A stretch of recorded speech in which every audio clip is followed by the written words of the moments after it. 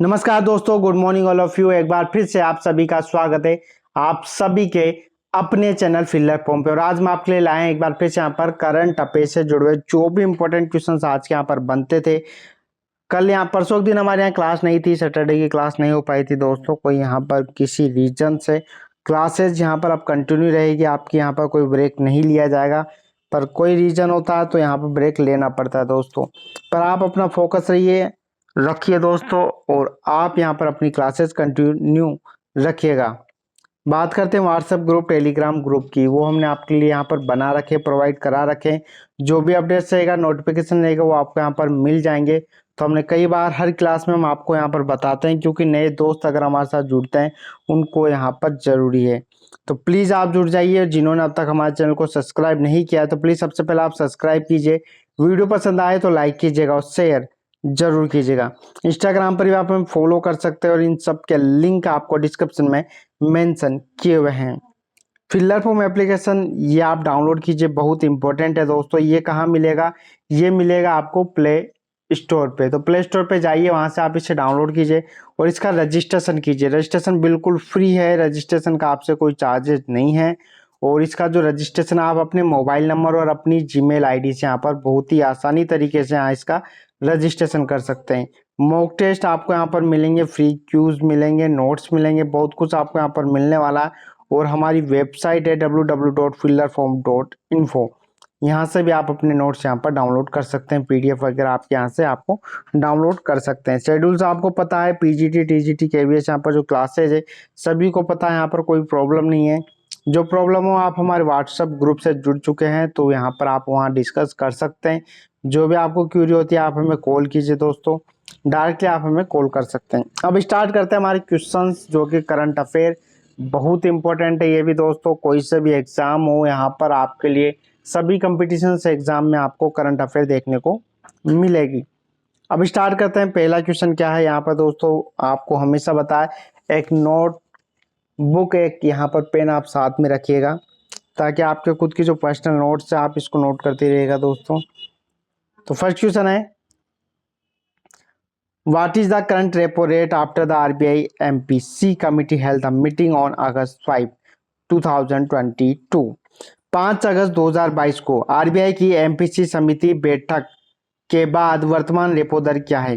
तो 5 अगस्त 2022 को आरबीआई की एमपीसी समिति की बैठक के बाद यहाँ पर जो वर्तमान रेपो दर है वो यहाँ पर क्या है? ऑप्शन है 4.90%, option B 5.40%, option C 4.40%, option D 5.90%, option E 6.90%।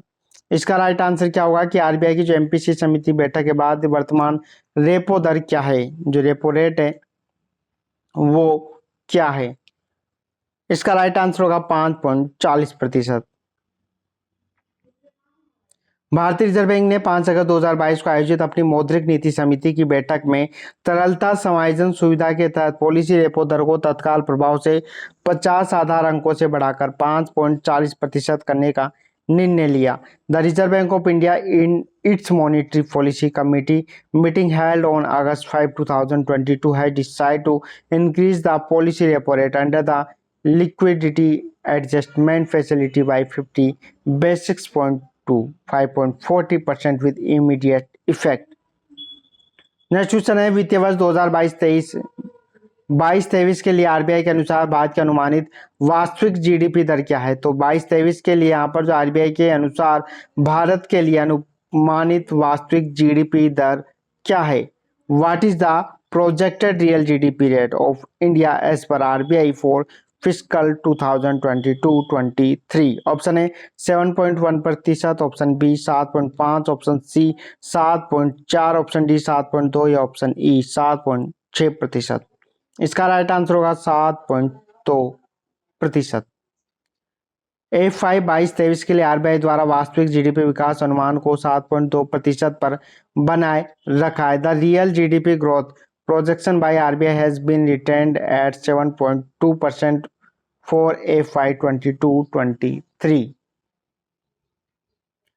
Next question है, किस राज्य सरकार ने ईडब्ल्यूएस छात्रों के लिए मुख्यमंत्री समान शिक्षा राहत सहायता और अनुदान चिराग योजना शुरू की है? किस राज्य सरकार ने ईडब्ल्यूएस छात्रों के लिए मुख्यमंत्री समान शिक्षा राहत सहायता और अनुदान चिराग योजना यहाँ पर शुरू की है? Which state government has launch the chief minister equal education relief assistant and grant scheme Chirag for EWS student? तो चिराग योजना यहाँ पर शुरू की है तो किस राज्य सरकार के द्वारा यहाँ पर स्टार्ट की गई है? ऑप्शन है Uttar Pradesh, option B Gujarat, option C Rajasthan, option D Maharashtra, option E Haryana. इसका राइट आंसर है ऑप्शन ई हरियाणा। हरियाणा सरकार ने मुख्यमंत्री समान शिक्षा राहत सहायता और अनुदान चिराग योजना शुरू की। Haryana government has launch the chief minister equal education relief assistant and grant Chirag scheme. Next question है, अगस्त 2022 में अमेरिकी सीनेट ने फिनलैंड और स्वीडन के किस समिति में प्रवेश को मंजूरी दे दी है? 4 अगस्त 2022 में अमेरिकी सीनेट ने फिनलैंड और स्वीडन के किस में यहाँ पर प्रवेश की मंजूरी दी है? In August 2022 the US senate has provide Finland and Sweden association to. Option है G20, option B NATO, option C G7, option D commonwealth nation, option E quad. इसका राइट आंसर होगा नाटो।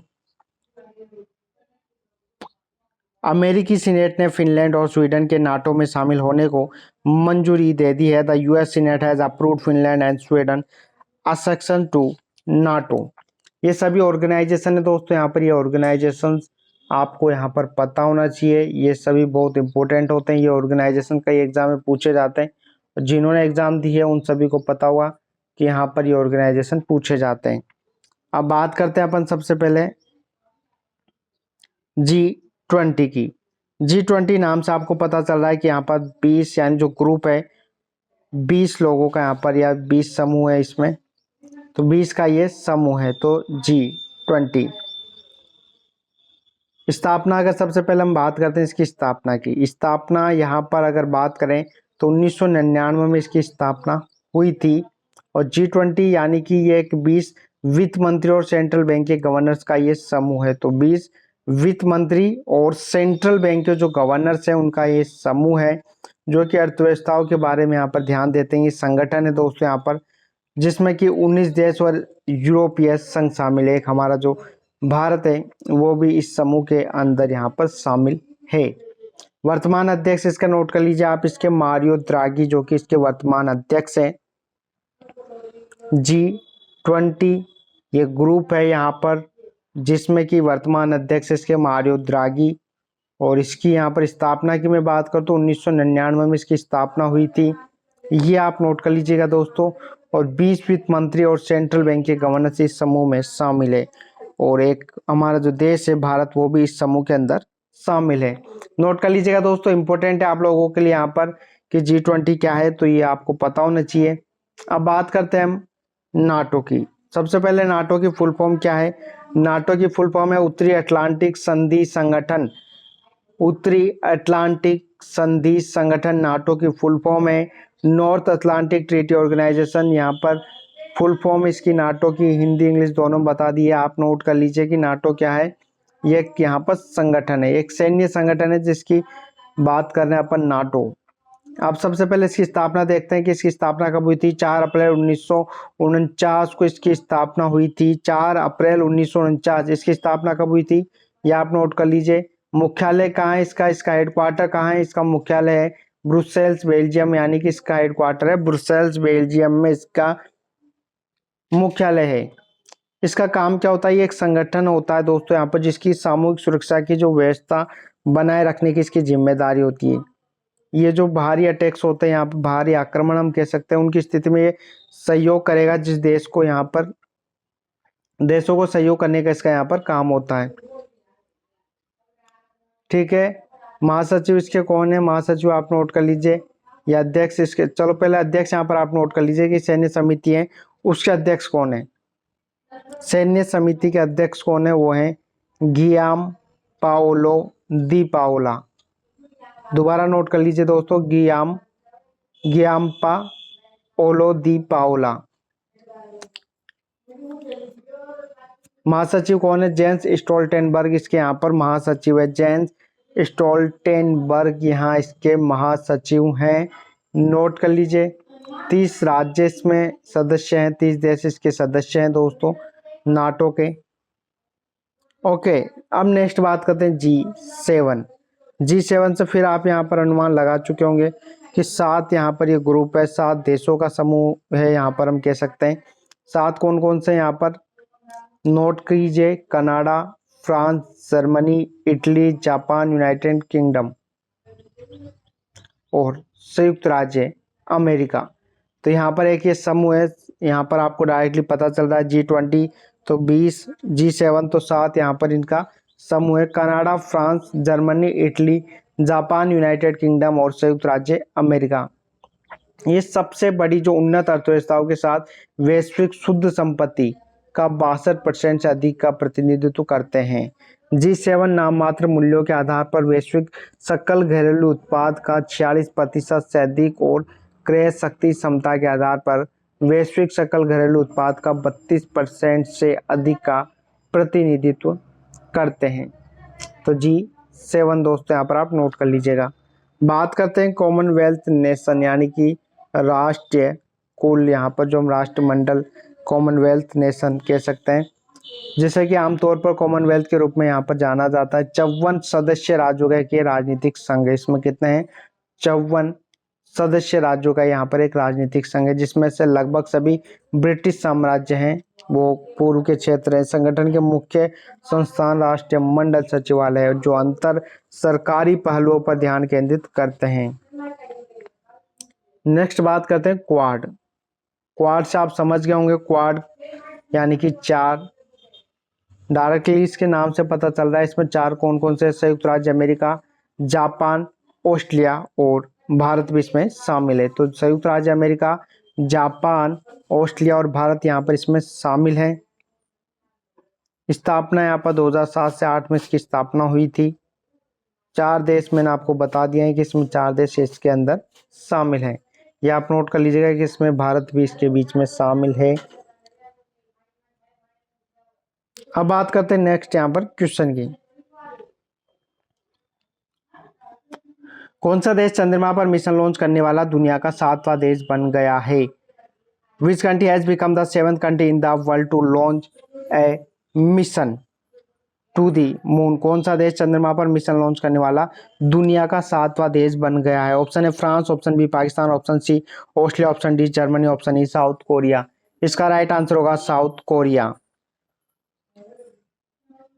दक्षिण कोरिया ने Florida में Cape Canaveral से अपना पहला चंद्र mission Korea Pathfinder lunar orbiter, जिसे दानूरी भी कहा जाता है, सफलतापूर्वक लॉन्च किया है। South Korea successfully launch its first lunar mission Korea Pathfinder lunar orbiter, also known as Danuri, from Cape Canaveral in Florida. Next question है दोस्तों कि राष्ट्रमंडल खेल 2022 में भारत के लिए स्वर्ण पदक जीतने वाले बजरंग पूनिया निम्नलिखित में से किस खेल से जुड़े हुए हैं? राष्ट्रमंडल खेल 2022 में भारत के लिए स्वर्ण पदक जीतने वाले बजरंग पूनिया निम्नलिखित में से किस खेल से जुड़े हुए हैं? Bajrang Punia who won the gold medal for India in the commonwealth games 2022? Javelin throw, option B high jump, option C wrestler, option D pole vault, option E triple jump. इसका राइट आंसर सभी को पता है, बजरंग पूनिया जो कि रेसलर है। बजरंग पूनिया ने पुरुषों के 65 किलो वर्ग में अपना तीसरा राष्ट्रमंडल खेलों का पदक और लगातार दूसरा स्वर्ण पदक यहाँ पर इनके द्वारा जीता गया है। Bajrang Punia has won in 3rd commonwealth games medal has his second successive gold medal in the men 65 kg category. Next है महिला कुश्ती फ्री स्टाइल 62 किलोग्राम में स्वर्ण पदक जीता है। तो कौन महिला है, कौन सी महिला है वो जिन्होंने महिला कुश्ती फ्री स्टाइल में जो 62 किलोग्राम में स्वर्ण पदक यहाँ पर जीता है? Who has won the gold medal in the women's wrestling freestyle 62 kg? Geeta Phogat, option B Babita Phogat, option C Alka Tomar, option D Sakshi Malik, option Sapna Singh. इसका राइट आंसर होगा ऑप्शन डी साक्षी मलिक। भारतीय स्टार पहलवान साक्षी मलिक ने 2022 बर्मिंघम राष्ट्रमंडल खेलों में महिला कुश्ती फ्रीस्टाइल 62 किलोग्राम में स्वर्ण पदक जीता। Star Indian wrestler Sakshi Malik has won the gold medal in the women's wrestling freestyle 62 kg at the 2022 Birmingham commonwealth games. तो यहाँ पर आप सभी को पता है कॉमनवेल्थ गेम्स, एक बार फिर डिस्कस कर लेते हैं। वैसे मैंने आपको बता दिया कि जैसे यहाँ पर पूरा एक वीडियो आपको डाल दिया जाएगा जिसमें कि आपको पूरी डिटेल होगी इन सब के बारे में, कॉमनवेल्थ गेम के बारे में। तो यहाँ पर फिलहाल हम बात करते हैं कि यहाँ पर टोटल जो मेडल हमने जीते हैं वो 55 है। टोटल 55 मेडल हम जीत चुके हैं। 5वीं रैंक यहाँ पर चल रही है इंडिया की। 18 गोल्ड, 15 सिल्वर और 22 ब्रॉन्ज यहाँ पर शामिल है। नेक्स्ट है, किस राज्य ने राज्य के 13 जिलों में से प्रत्येक में एक संस्कृत भाषी गांव विकसित करने का निर्णय लिया है? Which state has decided to develop one Sanskrit speaking village in each of 13 districts in the state?